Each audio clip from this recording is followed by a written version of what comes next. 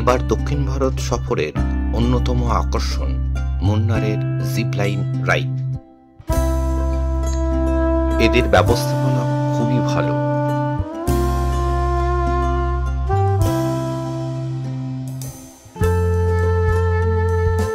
Zipline riding করতে করতে ভয় যে লাগেনি তা নয়, কিন্তু ভয় থেকে যেন আনন্দটাই বেশি পেয়েছি। ভয়ে নিচের দিকে বেশি তাকাতে পারিনি, সেই জন্য হয়তো ক্যামেরার দিকেই বেশি মনোযোগ দিয়েছিলাম।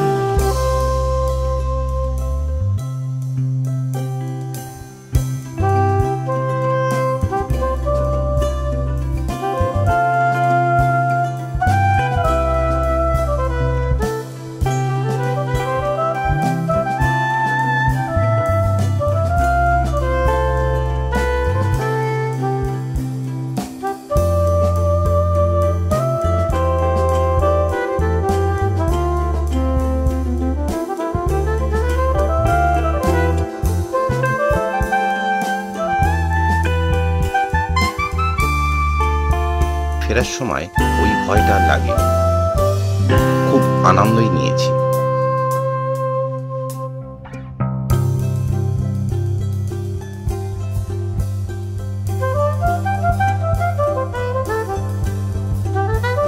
গাছ একটু লম্বা হওয়ার জন্য বা নিজের পা লম্বা হওয়ার জন্য জানি না, একটা গুঁতো খেতে হলো।